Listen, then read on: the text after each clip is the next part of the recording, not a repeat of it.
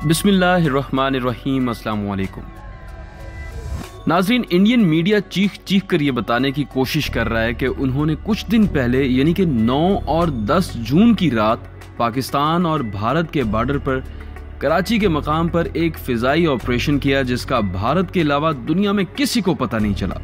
उस रात और उससे अगले दिन ट्विटर पर सब पाकिस्तानी भी हैरान थे कि पाकिस्तान एयरफोर्स आखिर क्यों ट्रेंड कर रहा है। ताहम कराची के कुछ लोगों ने यह बताया कि रात को बिजली अचानक गायब हो गई और पूरा कराची ब्लैकआउट हो गया।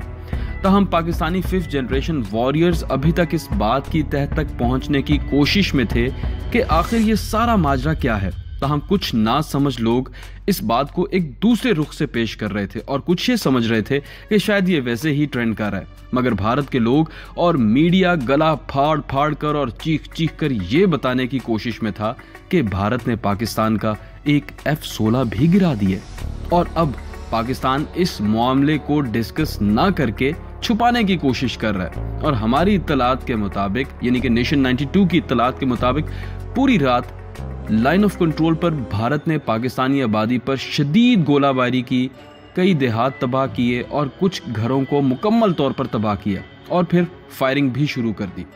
अब ये वो तमाम इंफॉर्मेशन थी कि जो उस वक्त सोशल मीडिया पर अवेलेबल थी, खास करके ट्विटर पर ट्रेंड कर रही थी।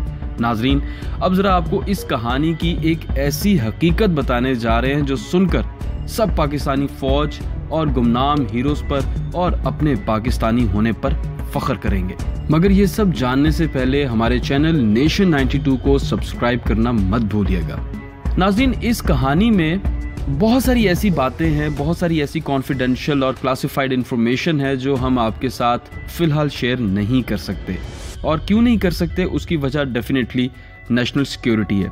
असल कहानी की शुरुआत यूं होती है कि भारत के एक बंद कमरे में जहां पाकिस्तान पर एक मुकम्मल हवाई हमला करने का प्लान किया जाता है। और आप ये जानकर हैरान भी होंगे कि आखिर वो प्लान जो सिर्फ चंद लोगों के दरमियान था, आखिर कब और कैसे लीक हुआ और कैसे पाकिस्तान को इस खुफिया हमले का पहले ही पता चल गया। यानी आप यूं समझ लें कि अभी भारतीय जहाज हवा में नहीं उड़े थे, मगर पाकिस्तानी एयरफोर्स के जांबाज शाहीन वतन की हुर्मत पर मिट जाने के लिए अपनी जानों के नजराने लेकर अपने लड़ाका जहाजों में हवाओं के दोष पर सवार थे। और दुनिया की तारीख में ये जंगी हिकमत अमली है कि जब भी ऐसा कोई मौका आता है तो फिजाई हमलों से बचने के लिए हमेशा शहरियों के जानो माल की हिफाजत की गर्ज से ब्लैकआउट कर दिया जाता है। चुनाचे कुछ लम्हे के लिए ऐसा किया गया। अब थोड़ा आगे चलते हैं। नाजरीन, जब भारतीय लड़ाका जहाज कराची के बॉर्डर के करीब पहुंचे तो अपने औसान खता कर बैठे, क्योंकि अब उनको कराची की रोशनियां नजर नहीं आ रही थी और वो नजरों से ओझल थी। लेकिन पाकिस्तानी शेर उन पर झपटने को तैयार थे। जब उन्होंने ये देखा कि पाकिस्तानी जहाज तो पहले से वहां पर मौजूद है, चुनाचे उन गीदड़ों में इतनी हिम्मत नहीं पैदा हुई कि वो पाकिस्तान की हुदूद में दाखिल हो सकें या कोई कार्रवाई कर सकें। बहरहाल उस वक्त ऐसा लग रहा था शायद कि उनमें से कोई भी इस बार पाकिस्तान चाय पीने नहीं आना चाहता। पाकिस्तानी जहाजों ने उन्हें किस तरह से घेरे में लिया, हमारे रडार पर वो कितनी देर रहे कि हम उन्हें उड़ा भी सकते थे, ये सब बातें आपको इंशाल्लाह फिर किसी दूसरी वीडियो में बताएंगे। नाज़रीन, अभी ये सारी कार्रवाई चल रही थी, लेकिन इसके साथ साथ एक पैरेलल हमला जो है वो किया जा रहा था, जिसका मंसूबा बनाया गया था, जो कि पाकिस्तान को पहले से ही पता था। ताहम जो दूसरा हमला था वो भारतीय राजस्थान के इलाके से मजीद कुछ जहाज हमारे रडार पर आए और हमारा एक शेर दिल पायलट अपना लड़ाका JF-17 लेकर उन पर झपट पड़ा। मैं सिर्फ आपको कुछ मुख्तसर बताऊंगा जिससे आपको वाक़े की नौइयत का अंदाज़ा भी हो जाएगा और सिचुएशन की कम्प्लेक्सिटी भी आप अंडरस्टैंड कर लेंगे। एक पाकिस्तानी जहाज़ था और उसके सामने 4 MiG-21 जहाज़ थे। हमारे एक शेर ने उन 4 गीदड़ों को 15 से 17 मिनट तक नरगिस के गानों पर खूब नचाया, शीला की जवानी का गाना भी सुनाया। फिर इतने में कुछ और पाकिस्तानी लड़ाका JF-17 जहाज़ों ने उन्हें लॉक किया, मगर इस बार वो दुमदुबाकर दोबारा से भागे। और उसकी वजह ये थी डेफिनेटली कि वो हमारे बॉर्डर में नहीं थे। अगर वो हमारे एरिया में होते, पाकिस्तान की हुदूद में होते, तो डेफिनेटली जब वो लॉक थे तो हम उनको इजीली फायर कर सकते थे। हम इसमें कोई भी दो राय नहीं रखते। नाज़रीन, ये सब बातें शायद आज से पहले, इस वीडियो से पहले आपने ना सुनी हो, ना किसी ने आपको बताई हो, मगर आज हमने ये सब हकायक आपके सामने रख दिए।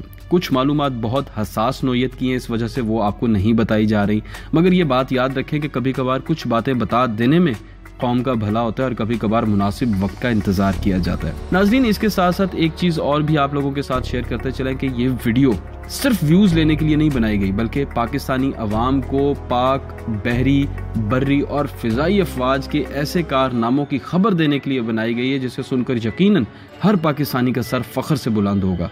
और एक ऐसे सिचुएशन में कि जब ट्विटर पर हर बंदा कंफ्यूज्ड है कि आखिर ऐसा क्या हुआ कि पाकिस्तान एयरफोर्स ट्रेंड कर रहा था, तो उसकी सबसे बड़ी वजह ये थी और ये सारा वाकया था, ये सारा मामला था जो मैंने आपको बता दिया।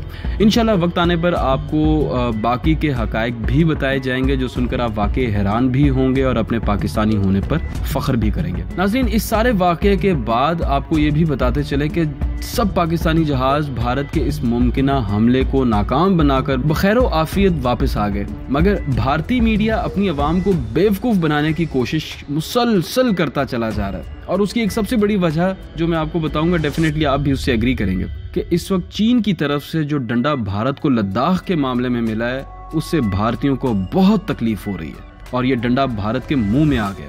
और दूसरी जानिब नेपाल ने भी भारत की बजा के रखी हुई है, क्योंकि जो इलाके नेपाल की हुदूद में आते हैं वहां पर भारत कब्जा करके बैठा था, मगर अब भारत की उन इलाकों में भी हालत पतली और पजामा गीला होता चला जा रहा है। नाजरीन, इससे पहले पाकिस्तान ने 27 फरवरी को भारत के 2 जहाज मार गिराए थे और उस मार्के में एक मकाम पर भारतीय एयर चीफ भी हमारे निशाने पर था, मगर पाकिस्तान ने हमेशा अमन से रहने को तरजीह दी है, मगर साथ ही साथ भारत को किसी भी खुशफहमी में रहना नहीं चाहिए, क्योंकि जनरल आसिफ गफूर साहब ने एक मकाम पर यह भी कहा था कि हम हर आखिरी हद तक लड़ेंगे, आखिरी गोली तक और खून के आखिरी कतरे तक लड़ेंगे। तो भारत को किसी भी तरह की गलत फहमी में नहीं रहना चाहिए। हमारी दुआएं हैं कि पाकिस्तानी अफवाज और उन सब गुमनाम हीरोज के लिए कि जो दुश्मन के मंसूबों का आगाज होने से पहले उन्हें अल्लाह की मदद और ताकत से खाक में मिला देते। हमारे चैनल नेशन 92 और पाक अफवाज की हौसला अफजाई के लिए इस इंतहाई अहम मालूमाती वीडियो को ज़्यादा से ज़्यादा शेयर करें और अपने दोस्तों तक पहुंचाएं, ताकि Pakistani 5th generation warriors in कारनामों से बर वक्त आगाह रह सके। अल्लाह पाक हमारे वतन अजीज़ को दुश्मन के नापाक इरादों से महफूज फरमाए। आमीन।